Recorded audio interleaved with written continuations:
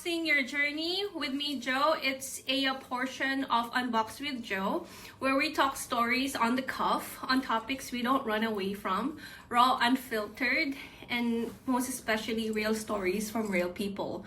I am so grateful to have my very good friend Mark Padawan to have as my guest for today's episode. And please check out his journey. So, Mark, can you tell me something about yourself that a lot of people doesn't know? So for the people who are a subscriber of her podcast, my name is Mark, and just like I had said, she's my elementary friend. So we've been friends for almost 30 years. That's how long our friendship is, and she's here now. And those who love to visit me. And now I'm doing podcast with her, and I feel a little bit nervous because I don't know what questions that she's gonna drop. But let's try to answer all these questions. Laughing drop. Yeah. Okay, Mark. Was was it ever your dream to become a nurse? Yes or and a no, because my dad was actually working in a hospital also, but a medical technologist. But when I saw the type of job that he is doing in the hospital, it made me gave me second thoughts. So instead of him being disappointed not taking his job, so I decided another healthcare job, which is nursing. And during that time, I think it's one of the most in demand jobs. So I tried to pursue it since I also love health sciences. So I took up nursing back in 2003. Oh, okay. Yeah. And I think you also Yeah, I did. studied nursing, I right? did study nursing, but I didn't pursue. Yeah. It's not for everybody. And I think your passion is really being a More creative. yeah, creatives like cooking, being chef, Being and now I think it took you everywhere. everywhere by surprise. Super proud, like yeah, because she joined an international cooking Olympics here in Stuttgart. Kayo. At least. Yeah, she represented Philippines. And you represented the Philippines too as well by being one of the scholars for European scholarship, right? Can you tell us something about that? Yes. Back in 2016, I was working in the Middle East, so I have colleagues who already took up a European master's scholarship in nursing. At first, I was hesitant to pursue that because I thought I was too old for that master's. And sitting in a classroom again, I felt it a little bit boring. But before, when I finished my bachelor's, I really wanted to pursue master's because I want to teach. When the time came that they offered a full-time scholarship here in Europe, where you had the chance to indulge yourself with the European culture while studying. So I tried to pursue it. And the specialty is good because it's more on geriatric emergency intensive care nursing. That sounds interesting. Yeah, and you get a chance to stay in 18 months, and every semester you have the chance to study every 6 months in Spain. I don't know, sorry, Portugal for the first sem, then Finland, and then you will graduate in Spain. Sounds marvelous. Yes. Fantastic. Fantastic. Well, what inspired you to leave the Philippines and pursue your studies abroad? And was it always part of your plan? Before pursuing that master's scholarship program, I'm actually a nurse, an overseas Filipino nurse. I started my job professionally in the Middle East, in Saudi Arabia and Qatar. So what drove me is actually my family because I saw our familial situation. So I think it urges me to help them, especially my parents, because they are old and my sister and brother were still studying during that time. So yeah, I felt the urge to help them out. So I started working as an overseas Filipino nursing in the Middle East, and then eventually went for a master's degree program. Since you mentioned you studying in Spain, what is the biggest challenges you face? I mean, give at least three challenges you face being a student in a foreign country. Three challenges, I guess. Yeah, just like what I've said, I've been working in a multicultural environment. So adjustment is a little bit different because in Saudi Arabia, it's more of adjustment in the religion. So somehow, even though in Europe, they're much more freedom when it comes to expressing yourself. So yeah, it's still cultural adjustment, dealing with people and, adjusting with the day-to-day life because it's really different compared to when you're living in the Philippines. Then another one is the educational system. Like here, the master's scholarship is a full scholarship, so you really have to study hard. And trainings and education is very rigid. So teachers are a little bit particular with doing a quality work when it comes to scholarly writings or research. So you have to show to them that you deserve the spot because we are 11 international students during that time, and I'm the only Filipino in the group. So I need to prove that because most of my classmates are already professed in their countries, like the one from the African countries, two of them were already doing research. So sitting in a classroom again is like you're reviewing, going back and studying again. Research is something new during that time. So at first, I felt left out because I don't know the quantitative and qualitative. So I need to study again. And then third, I guess, is since we are 11 different international students, so we came from different cultural backgrounds. So it's also one of the challenges because you really need to gauge their character before you deal with them because there are things that they don't want to do, but you want to be with them. So you need to respect whatever their beliefs. Yeah. So those are the challenges somehow, but I think eventually I get along with these challenges.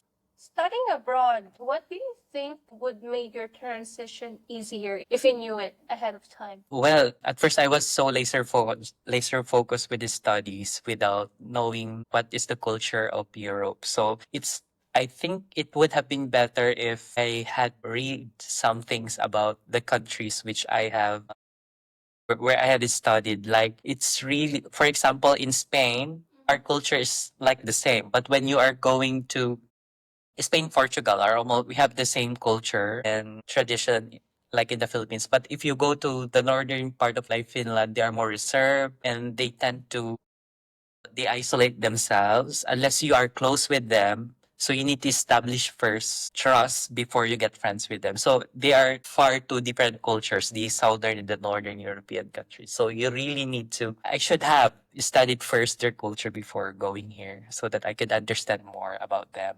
You have been here okay. 2022 when you've been here also in Germany. 2016. 2016. Yes.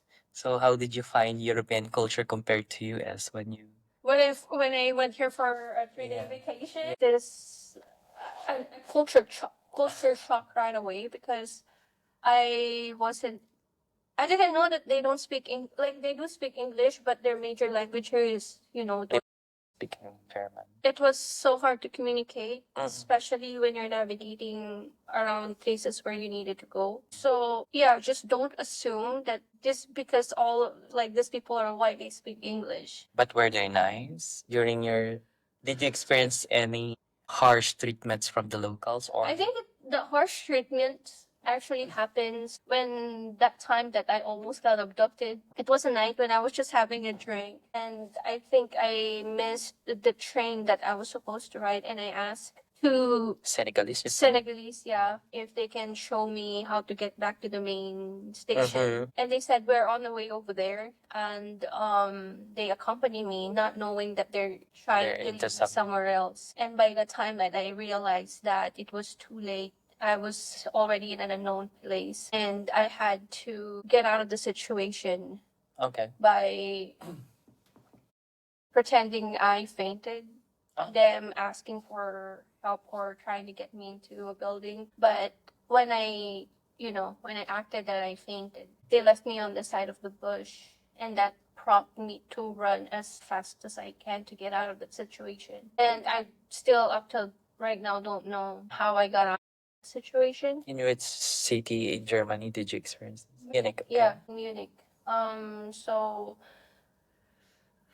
I mean, it's not a good experience, but the police here are on top of stuff. Like They're when receptive with you. yeah, they're very receptive. Because after that happened, I went to the police station and reported what happened. And within a matter of 2 or 3 hours, we're actually at the place where it happened, looking for those people already, having me try to identify the people that did that to me. So they're very. When it comes to the people that they're serving or the locals, they're very. Is it the same like Americans that they will just greet you on the streets randomly? No. Or Like people here just mind their own business. I felt insecure. Not only that, it's because like not knowing how people speak in a specific place, it limits you. Yeah, of course. You have so much things to say, yet you can only You say cannot. small pieces because you don't know if they're gonna comprehend what you're saying. So if there's one thing you have learned, you should have studied first the language before coming here. Yes.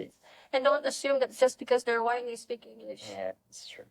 So I think it goes along, even though you're a tourist or you're working here, it's really the language which challenges everyone to survive Germany. how was your first experience arriving here? Yes, what led me here is after I studied actually, after my student visa expired and I need to go back to the Philippines, I manifested, or should I say I promised to myself that whichever opportunities comes first, as long as it's in Europe, no matter where in Europe is, I will grab it first. So Germany opportunity came first, so I applied immediately. During that time in 2019, before the pandemic came, like they were hiring a lot of Filipino nurses. So German employers came to the Philippines to outsource Filipino nurses, and I'm one of the uh, chosen nurses who studied 8 months language training.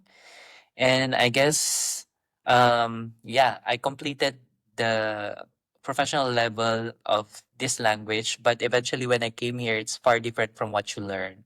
Like, they speak fast compared when you're in classroom, they speak like clearly, slowly, you can understand. But if you're in the main setting, like in the hospital setting, and then the place, they have their own accent. It's like in the Philippines, you have Cebuano, Ilocano. So it's hard to comprehend sometimes. So one challenge is still language and or communication. Yeah, that's one of the challenges I had encountered when I You arrived. yeah when I arrived until now, I guess. How difficult was it to adjust to the language, culture, and everyday life in Germany? Yeah, primarily just like what I've said, language is really hard. It's really have to practice it every day as much as possible so that you can integrate yourself with the people as well as the workplace setting. When it comes to culture, I made a little adjustment because I've been here before. So I've been on the both ends of super cold people. Not I'm not stereotyping, but in the northern part of Europe, they are really cold people literally. And when it comes to their emotion, and then I've been to the southern where people are so warm. So in Germany, it's Central Europe. So adjustments when it comes to culture is not so hard because I've been in both ends. Yeah. But language is one of the barriers, I guess, I had encountered. What was the biggest culture shock you've experienced moving here in Germany? I thought that when you are in Europe, like racism is not so rampant. But when I arrived here in the eastern end in Germany, I think there's still a communist influence in that region. Culture shock was in the workplace, but it's a discrete stereotype of racism because I'm the only nurse in the department and I can really feel that they are isolating me from them, and they regard foreign nurses as inferior to them because just because you can understand your patient because of the language, it means that you're dumb. So these are the culture shock. This is a culture shock actually because I thought they are accommodating. Yeah, they accept opinions and views and differences, but yeah. I experienced racism. That's why I also transferred to the west end of Germany because there are more foreigners in every facilities rather than in the eastern region where Germans dominate the workplace. And you, did you experience any culture shocks When I moved here? when you move here with with your family? Well, I live in the south of Germany, which is Stuttgart. Stuttgart. Yeah. So Stuttgart has their own dialect, which is Schwäbisch. Oh. So aside of the Hochdeutsch, I think I heard it's one of the hardest. yeah, it's kind of like Ilocano, Cebuano, or anything like that. Not like even in the Philippines, not everybody speaks Tagalog because if you go to like the provinces, the only thing that they can actually understand is their dialect plus English. But people there converse with you still with English because I think they are multicultural. I guess in Stuttgart. Stuttgart, well, I just don't converse because Yeah. when the conversation starts going and you don't know how to answer, you're just stuck. So meaning they are not so fluent with. They can speak English but not so fluent. Even my neighbors, they don't even speak English to us. They just assume we understand. Okay. They we assume that we understand each other. Yep, yep, I got it. Something like that. But like we're really, I haven't had any conversation in Deutsch. But did you feel any, like, what I've experienced, a racist German? Yes, because then when you go grocery shopping, sometimes the cashier wants to be friendly, I think. They just want to be friendly. But assuming that I speak Chinese, even though there's a whole, like, the Asian continent consists of a lot of A lot of countries, Asian countries. right? You cannot just say "shit" to me, not knowing like what this is, right? Or you assume that I'm from China. Right? Go back to Chinatown. Yeah, something like that. But the shock for me is pretty much not knowing what they're saying, not knowing how to respond. It's like you're in a bubble or a fish bowl. But here in Germany, I don't know if you have the same experience. They're not so blatant when it comes to, hating somehow Asians. Like, they're still subtle when it comes to showing their, what do you call this one? Their true colors. Yeah, their feelings towards foreign people, compared to some other countries, like in the US, right? There are some brawling. Yeah. I think they follow more rules over there, I think. And they think they learn from their history. Germany doesn't want history to repeat itself. And discrimination is really a no. Is really a no here in Germany. Yeah, that's why I guess. How do you describe the work culture in Germany? And do you find it different from what you expected when you were working in the Philippines, in Spain, or in Middle East?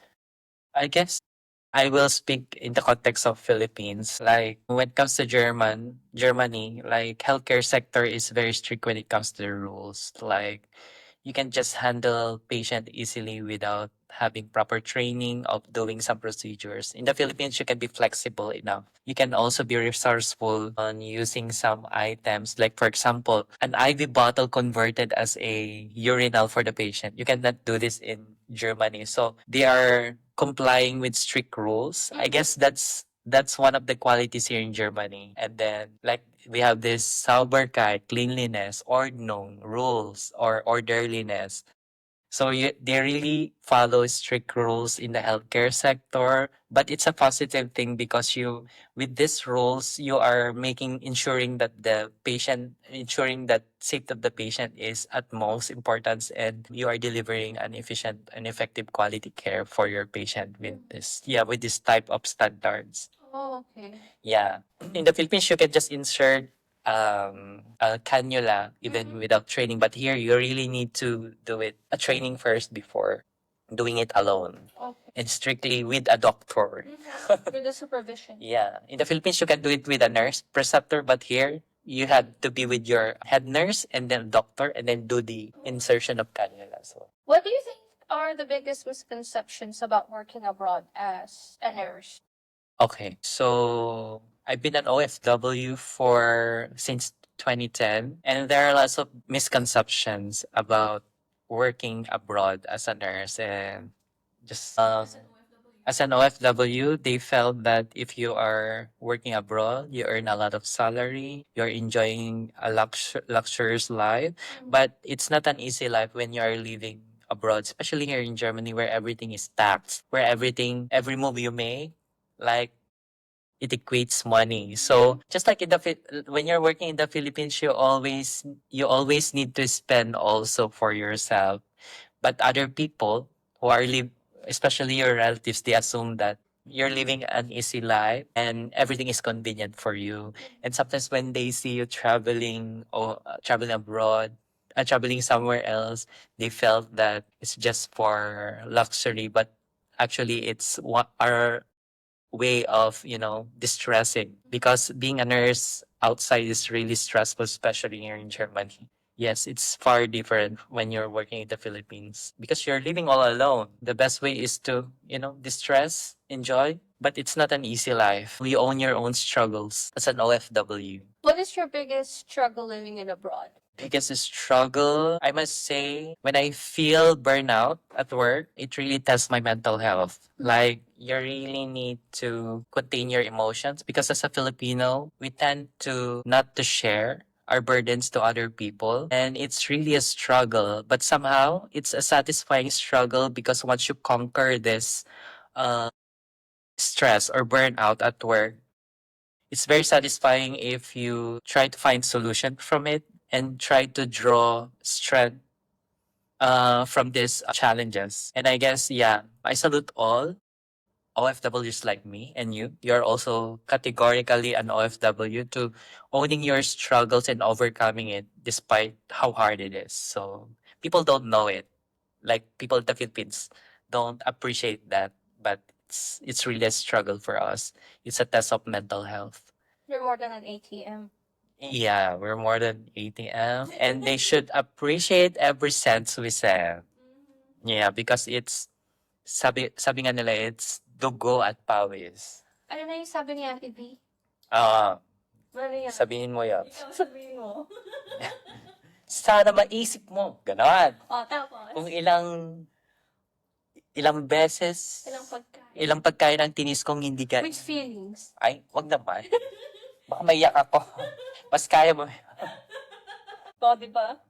People Pero say, totoo yun. Yung sinabi ni Ate B, hindi mo pa alam kung ilang pagkain na tiniis kong kainan para may padala. yes, true.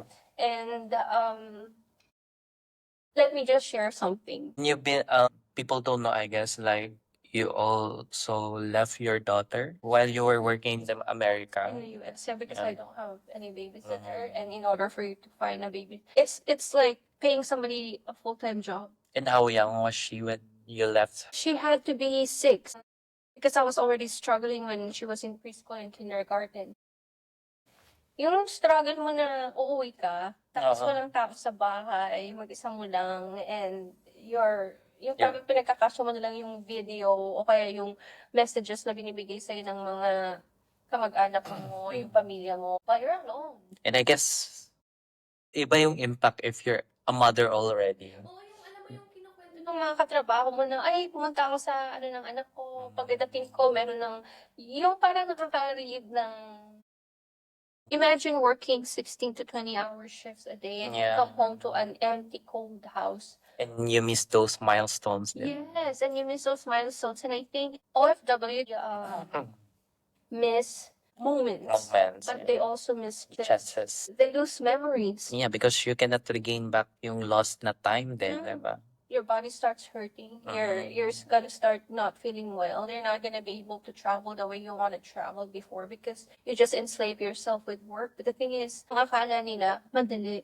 And covertly, I guess, yung emotions ng daughter mo is hindi din nyo ma-express. Pero syempre, she's hurting inside because the parent is away from her. There's no figure to look up to personally. Yeah. And even though she has my mom and my dad, iba pa rin yung nanay. Iba pa din yung, yeah, Iba pa rin yung, andun dyan yung nanay. yung presence. Yes. That's why I'm making it up with her right now. Now that she's living with me. Of course, it's not gonna be the same as when she was a kid. She's a teenager now. It's like catching up. Catching me up before. But, It's never too late. it's never too late,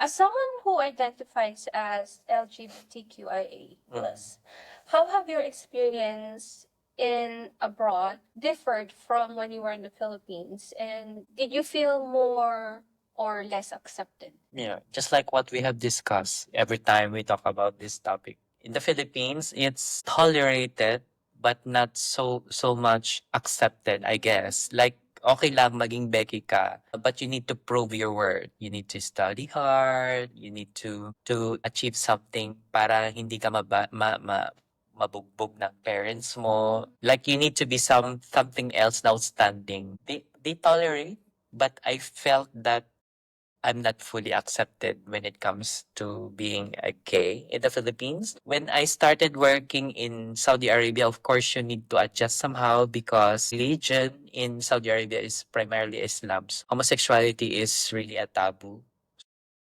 Medyo mahirap ang adjustment being a gay. You need to be discreet with your moves.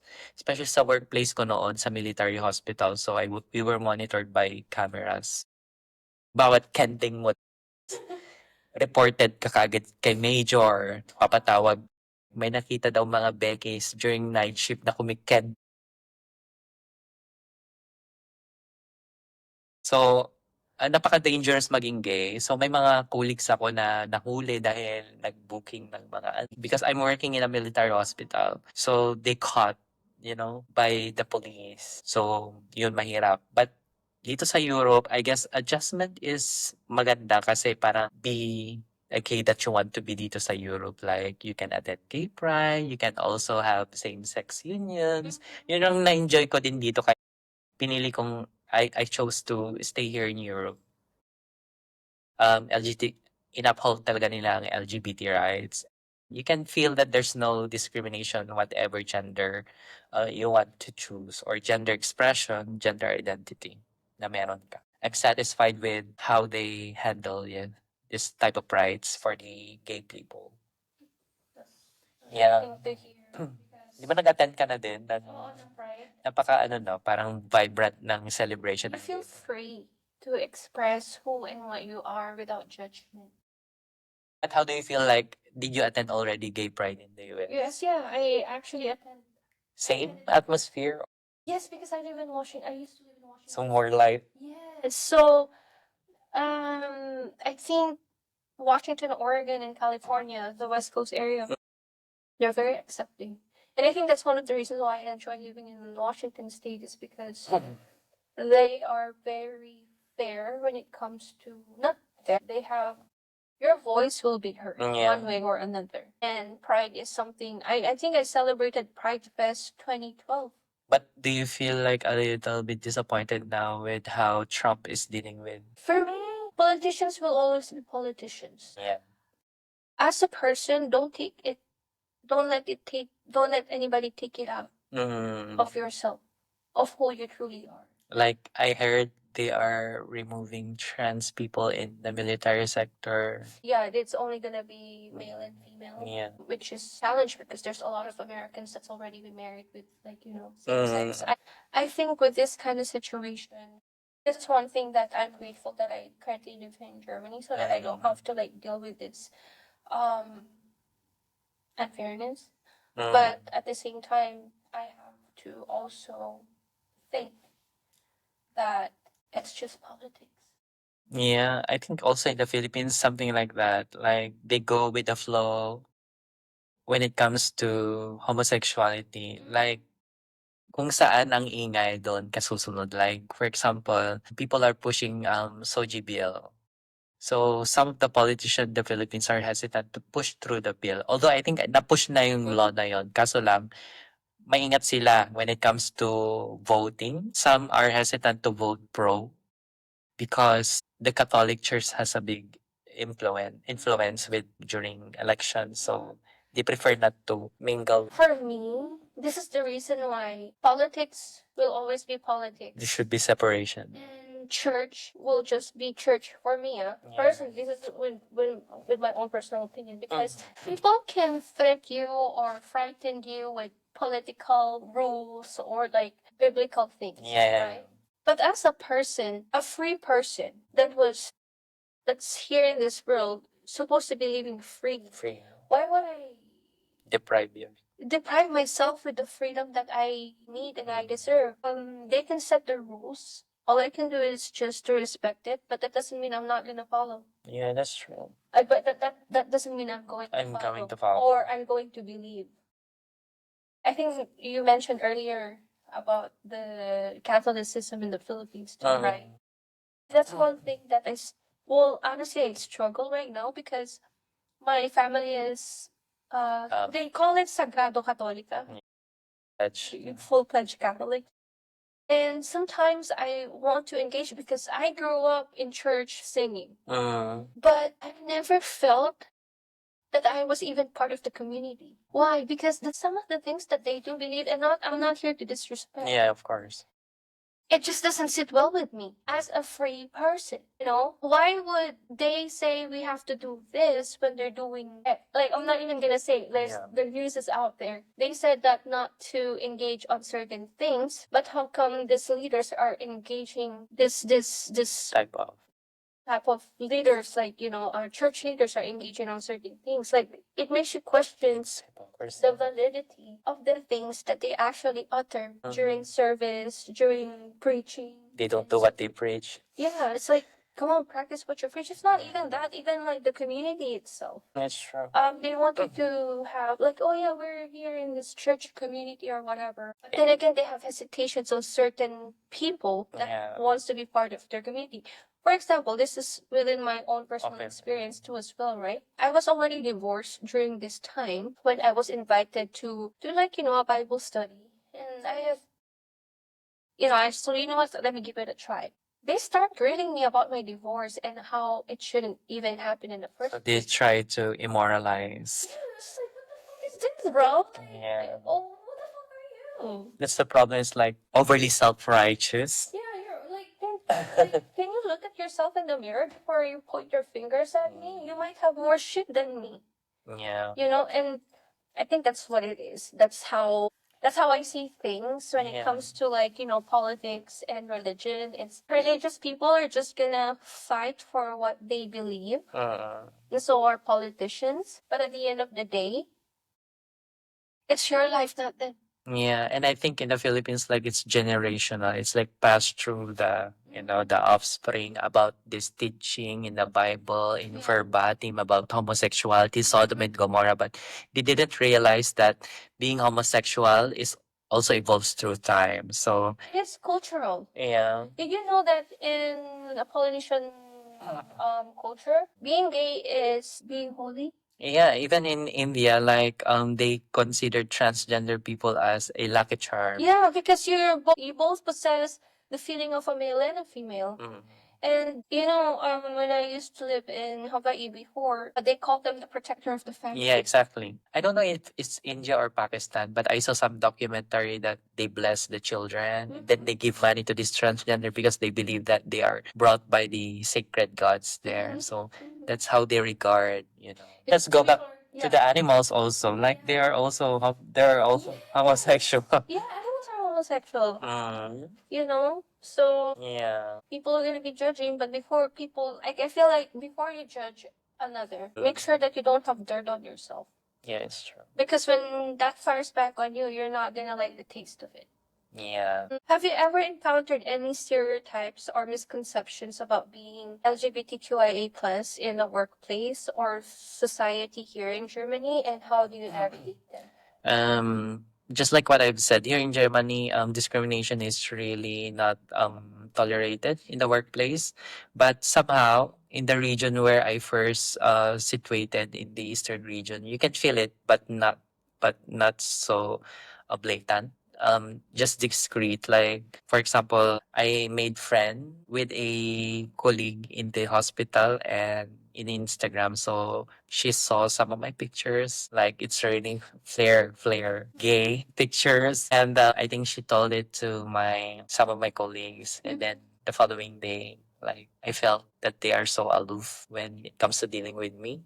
They judged me right away, but I did not feel any blatant reactions, but you can feel inside like, okay, like because of what they saw, like they judged me immediately. So they put me in a bad light about being gay. But here in Germany, really, like racial discrimination or gender discrimination is really not allowed here. So somehow I'm protected, Okay. and I don't care whatever their reactions will be. For as long as I'm doing my work in the workplace and trying to survive each shift without, messing up with my patients, I think that's the most important thing. Yeah. Okay.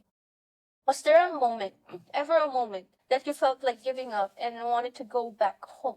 And what kept you from doing it? Yeah, I thought I told you before that there was a moment during my first 3 months. It was really a hurdle because um, in the healthcare field, like you deal with many people, especially to your patients. So in nursing, you deal with life and death. So communication is really the key to rendering the best care service to your patients. So if you don't understand what they want, if they express it in German, and I'm struggling with my language during that time, I might kill or I might commit a medication error mistake. So I tend to surrender during that time, and I'm telling to my sister that I want to go back to the Philippines because I don't know if I can survive if I go further. But what motivated me is still my family and also I thought of the things I invested coming here, like my time, my money, and my effort to learn the language. So surrendering in that reason is not a very valid thing to a valid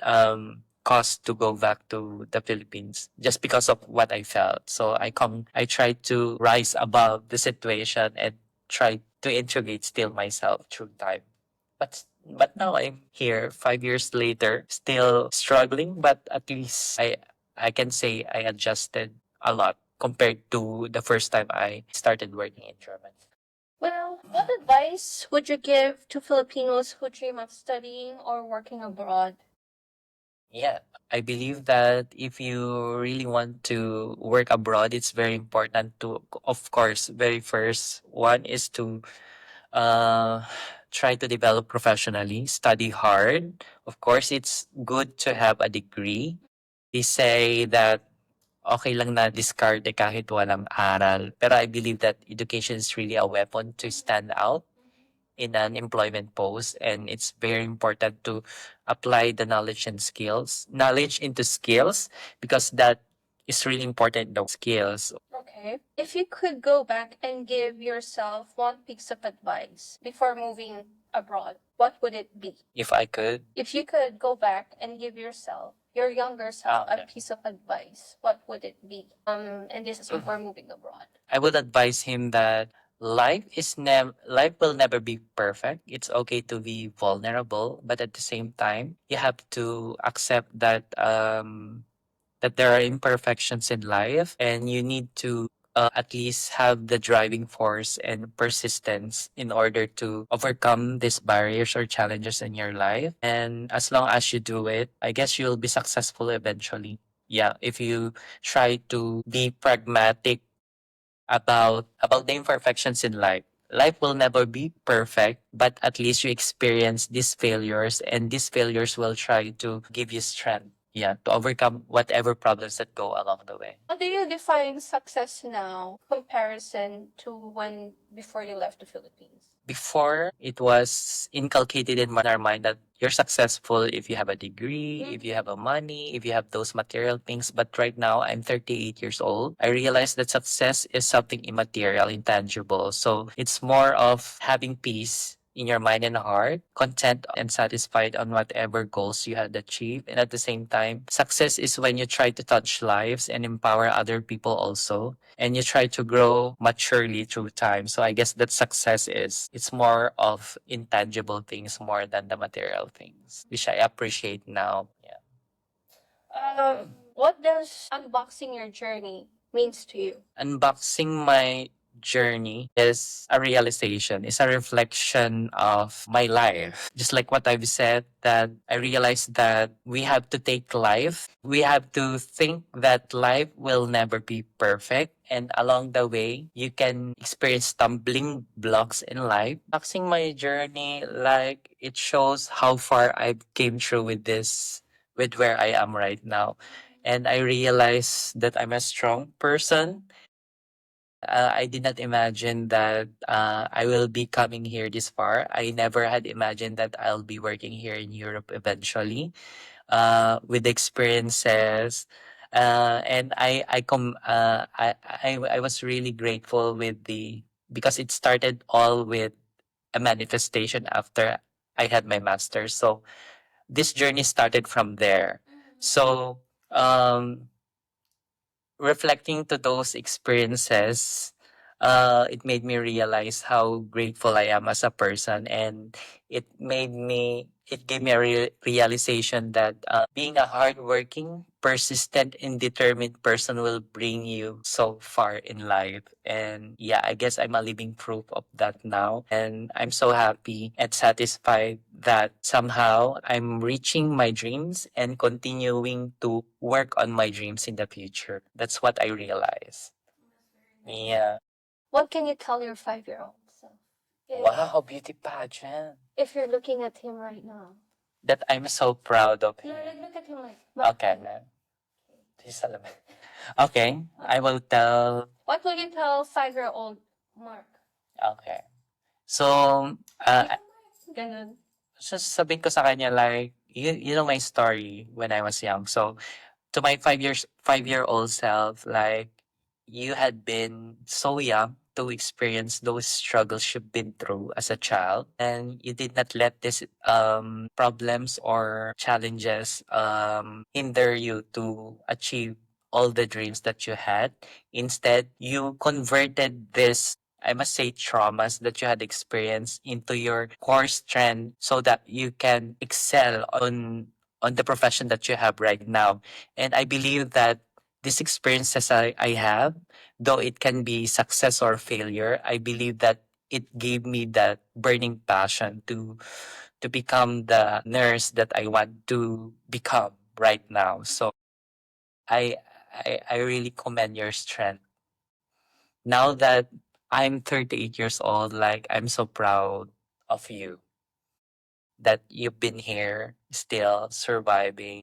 3 years later. Yeah, 33 years later, like, you're still standing tall, and you can say that you live your life that you wanted to become. That's my advice to my 5-year-old self. What can you tell to yourself right now? To my Your message to yourself now. Yeah, continue chasing your dream. I know that you still have a lot of dreams in life that you want to pursue. And eventually, I guess I'm still single. So yeah, I want to tell to I, I want to tell the whole world that, yeah, I'm a no. Seriously, like, I want to tell to continue chasing your dreams. And even though you're almost on your feet, it's never too late to chase and to manifest a lot of goals in life, as long as and maintain to be healthy. It's very important in order to still have the stamina or power to achieve those goals that you want to achieve, goals that you want to reach in life. Yeah, just continue striving. For myself, just continue striving and try to manifest goals that you want to reach, and be always healthy. That's I think health now is very important more than other things. So yeah, be fit and healthy and find a partner, I guess, eventually, if you're stable and share your love. Thank you, Mackie. Thank you.